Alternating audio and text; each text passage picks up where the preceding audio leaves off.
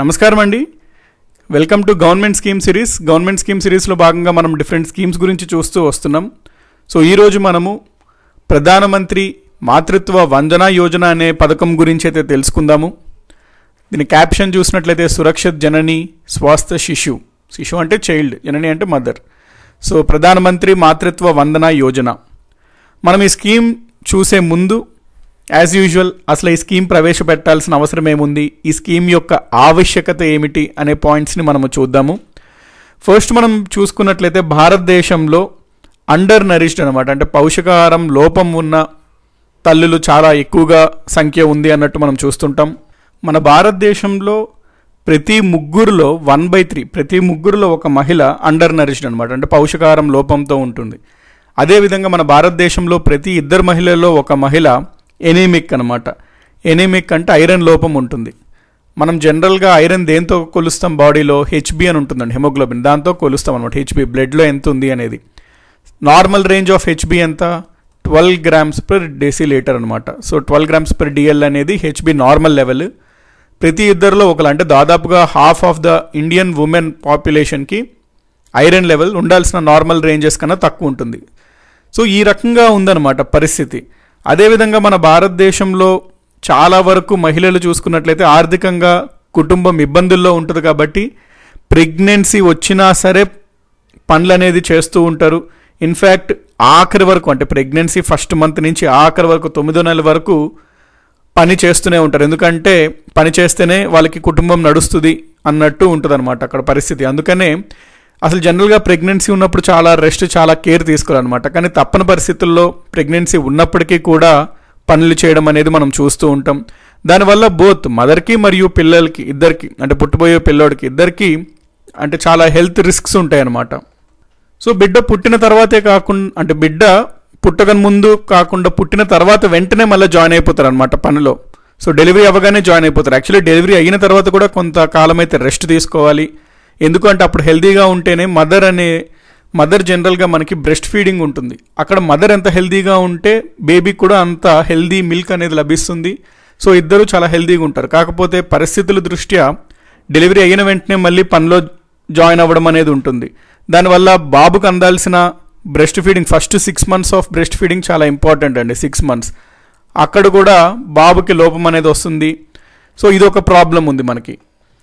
వాటికి తోడు స్టాటిస్టిక్స్ చూసుకున్నట్లయితే మెటర్నల్ మోర్టాలిటీ రేట్ అని ఉంటుందండి.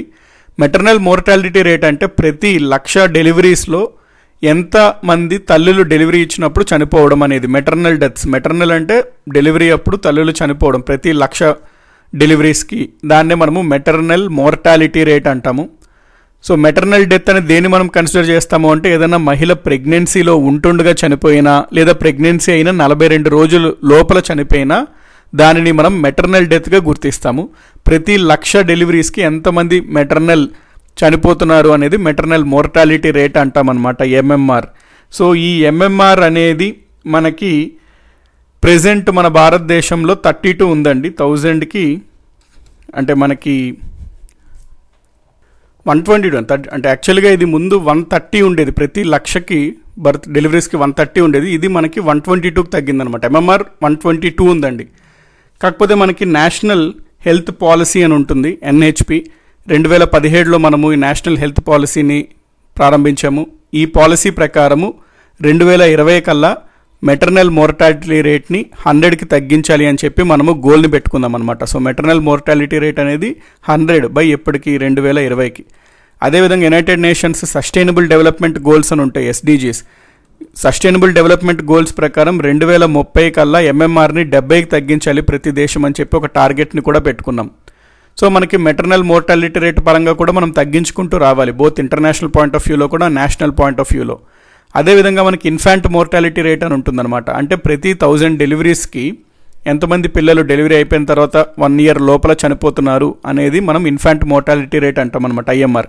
ఈ ఐఎంఆర్ ప్రస్తుతం భారతదేశంలో ఎంత ఉంది అంటే ప్రతి 1000 డెలివరీస్లో 32 మంది పిల్లలు 1 year లోపలే చనిపోతున్నారు అనమాట. 32/1000 లైవ్ బర్త్స్ ఉంది. సో ఇన్ఫాంట్ మోర్టాలిటీ రేట్ 32 ఉంది, మెటర్నల్ మోర్టాలిటీ రేట్ 122 ఉంది. దీన్ని ఖచ్చితంగా తగ్గించాల్సిన అవసరం ఉంది.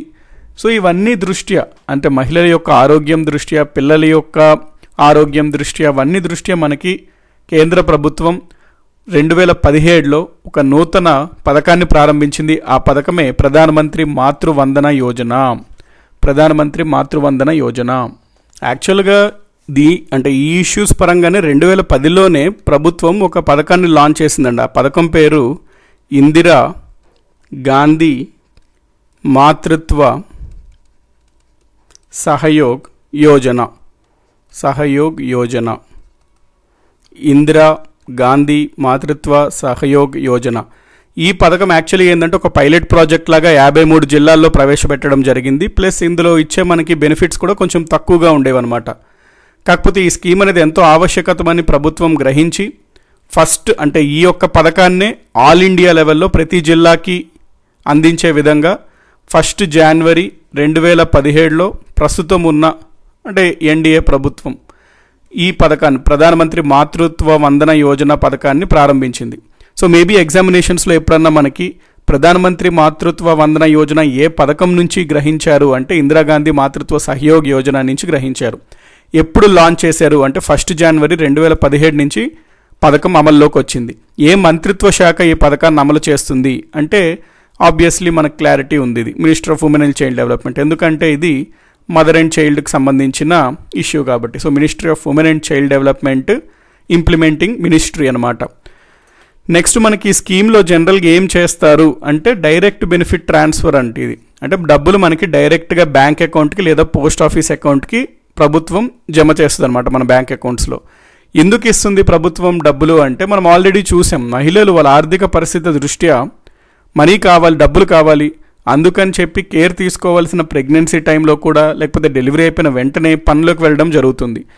ఎందుకంటే వాళ్ళకి ఆ రోజు ఆ డబ్బు ఆ పని చేయడం ద్వారా వస్తేనే కడుస్తుంది కుటుంబం అనే విధంగా ఉంది. మరి ప్రెగ్నెన్సీ విషయంలో కానీ లేకపోతే ప్రెగ్నెన్సీ అయ్యాక వాళ్ళు ఒకవేళ పనిలో జాయిన్ అవ్వకుండా ఇంట్లోనే ఉండి కేర్ తీసుకోవాలి అనుకుంటే వాళ్ళకి వేజ్ లాస్ ఉంటుంది, ఆ వేతనం అనేది లాస్ ఉంటుంది. దాన్ని కంపన్సేట్ చేయడం కోసం ఈ పథకాన్ని ప్రారంభించడం జరిగింది. సో ఈ పథకం కంపన్సేట్ చేస్తుంది అనమాట వేజ్ లాస్కి. ఈ పథకం ప్రకారం అసలు ఎవరెవరు అర్హులు, ఎవరెవరికి ఈ పథకం యొక్క బెనిఫిట్స్ అందుతాయి అంటే ఎవరికి అందవు అంటే ఫస్ట్ ఆఫ్ ఆల్ మనం చూసుకున్నట్లయితే ఎవరైతే regular government employees, central government అన్నా స్టేట్ గవర్నమెంట్స్ అన్నా పబ్లిక్ కార్పొరేషన్స్లో అన్న ఎంప్లాయీస్ ఉన్న వాళ్ళకి అందదు. ఎందుకంటే వాళ్ళకి మెటర్నిటీ బెనిఫిట్స్ ఉంటాయండి. ఆల్రెడీ 6 నెలలు వాళ్ళకి పెయిడ్ లీవ్ ఇస్తారనమాట. అంటే జీతంతో కూడిన సెలవు ఇస్తారు వాళ్ళకి. కాబట్టి ఆల్రెడీ వాళ్ళకి బెనిఫిట్ అందుతుంది కాబట్టి వాళ్ళకి ఉండదు అనమాట ఈ పథకం.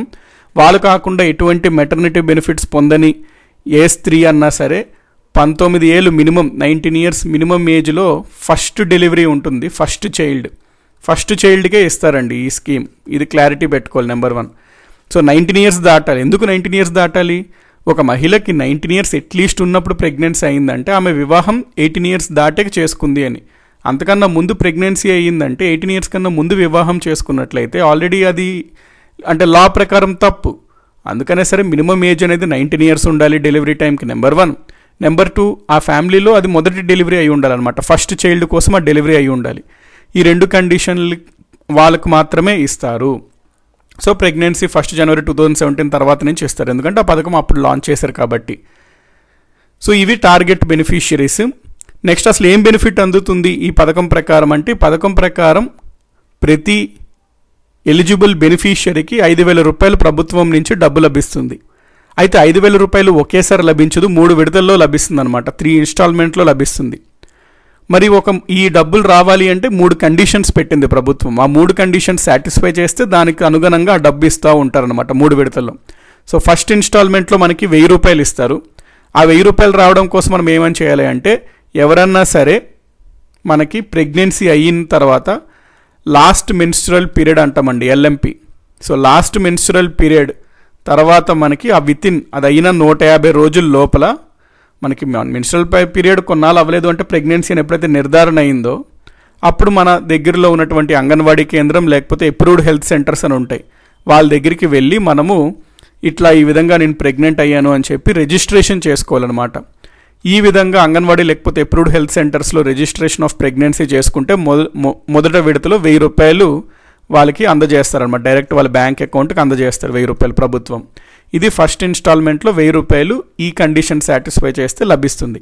తర్వాత మనకి సెకండ్ విడత మనం రెండో విడత చూసుకున్నట్లయితే ప్రెగ్నెన్సీ కన్నా ముందు చెకప్ని మనం యాంటీనేటల్ చెకప్ అంటాం, లేదా దేన్ని ప్రీనేటల్ చెకప్ అంటామండి. సో ప్రెగ్నెన్సీ కంటే ముందు మనం చెకప్ చేసుకుంటూ ఉండాలన్నమాట. అప్పుడే తెలుస్తుంది లోపల బిడ్డ ఎంత సంరక్షణగా ఉన్నారు, మన ఆరోగ్యం ఎంత బాగుంది, అవన్నీ చాలా ఇంపార్టెంట్ ఇది. అందుకని మనము ప్రెగ్నెన్సీ కాకుండా ముందు యాంటీనేటల్ చెకప్, ప్రీనేటల్ చెకప్ చేయించుకున్నట్లయితే రెండో విడతలో 2,000 రూపాయలు డైరెక్ట్ మన బ్యాంకులో జమ చేస్తారు.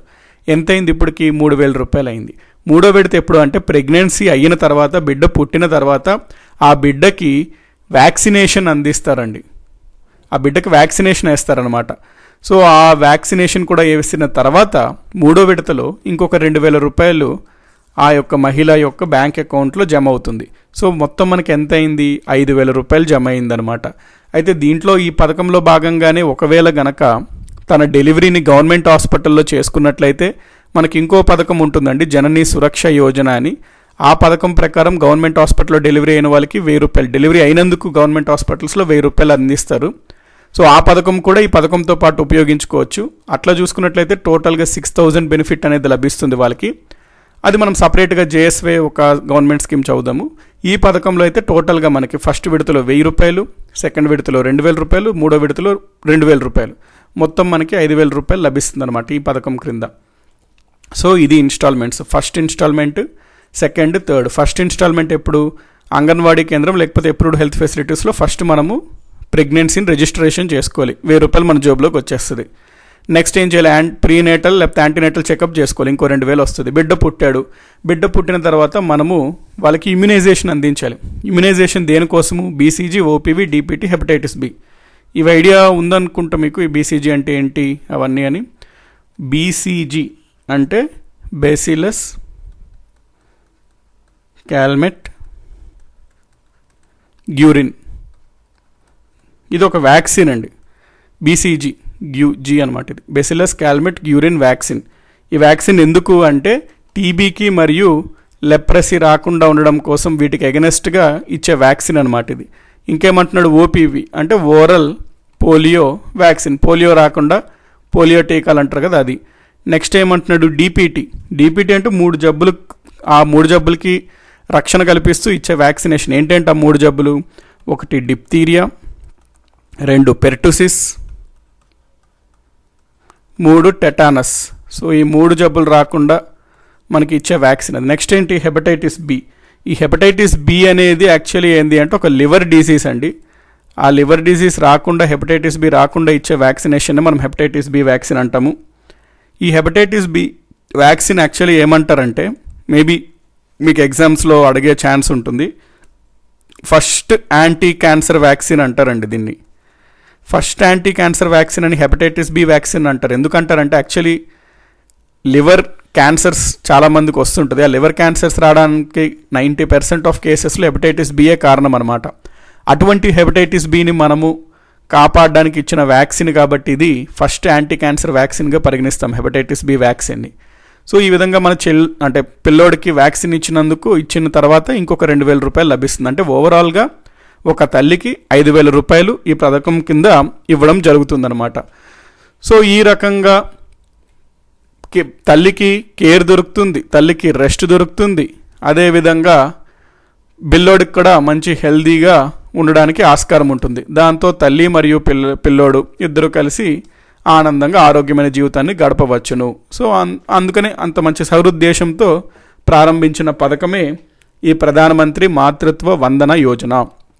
సో ఇది అండి ఈరోజు మన గవర్నమెంట్ స్కీమ్స్లో భాగంగా మనం నేర్చుకున్న పథకం. సో ఓవరాల్గా ఈ పథకం గురించి చూసుకున్నట్లయితే ఇది మదర్ కోసం ఇచ్చిన పథకం. దీంట్లో ఏంది అంటే బెనిఫిట్ పరంగా 5,000 రూపాయలు 3 విడతల్లో మదర్కి ఇవ్వడం జరుగుతుంది. సో ఫస్ట్ బెనిఫిట్ రావాలి అంటే 1,000 రూపాయలు రావాలంటే ఫస్ట్ దగ్గరలో ఉన్న అంగన్వాడీ కేంద్రంలో రిజిస్టర్ చేసుకోవాలి. రెండో బెనిఫిట్ యాంటీనేటల్ చెకప్ చేసుకోవాలి. మూడో బెనిఫిట్ ఏంది అంటే ఈ ఇమ్యునైజేషన్ చైల్డ్కి అందిస్తే 3వ విడతలో లభిస్తుంది అనమాట 5,000 రూపాయలు. ఇది ప్రభుత్వ ఉద్యోగాలు లేదా మెటర్నల్ బెనిఫిట్స్ పొందుతున్న వాళ్ళకి ఈ పథకం లభించదు. ఎందుకంటే ఆల్రెడీ వాళ్ళు వేరే మార్గంలో మెటర్నిటీ బెనిఫిట్స్ అందుతుంది కాబట్టి వాళ్ళకి. మరి ఎవరికి అందుతుందంటే వాళ్ళు కాకుండా మిగతా అందరికీ అందుతుందన్నమాట ఈ యొక్క బెనిఫిట్. మనకి 2019 సెప్టెంబర్లో ఆల్రెడీ ప్రభుత్వం ఒక ప్రకటన చేసింది. ఏంది అంటే ఈ ప్రధానమంత్రి మాతృత్వ వందన యోజన ప్రకారం అప్పటికల్లా అంటే 2019 సెప్టెంబర్ కల్లా 1 crore మంది బెనిఫిషరీస్ అంటే 1 కోటి మంది లాభపడ్డారు. ప్రభుత్వం దాదాపుగా 4,000 కోట్ల రూపాయలు ఈ పథకం క్రింద ఖర్చు పెట్టింది అని చెప్పి 2019లో ఒక రికార్డు సృష్టించింది ఈ పథకం అని చెప్పి ఒక ప్రకటన కూడా చేసిందనమాట ప్రభుత్వం. సో ఈ పథకం సాటిస్ఫాక్టరీ సక్సెస్ని అందించింది అని మనం చెప్పుకోవచ్చు. ఇంకా మనం ఏదైతే చూసుకున్నామో సస్టైనబుల్ డెవలప్మెంట్ గోల్స్ ప్రకారం లేదా మన నేషనల్ హెల్త్ పాలసీ ప్రకారం పెట్టుకున్న టార్గెట్స్ని ఖచ్చితంగా భారతదేశం రీచ్ అవుతుంది ఇట్లాంటి పథకాల ద్వారా అని ఒక నమ్మకం మనకు కలుగుతుంది. ఇది అండి ఈరోజు మన గవర్నమెంట్ స్కీమ్స్లో భాగంగా ప్రధానమంత్రి మాతృత్వ వందన యోజన. మళ్ళీ మనము గవర్నమెంట్ స్కీమ్ సిరీస్లో భాగంగా కొత్త స్కీమ్తో మళ్ళీ మనం కలుసుకుందాం. అంటిల్ దెన్ టేక్ కేర్ అండి each one of you. Good bye. Thank you.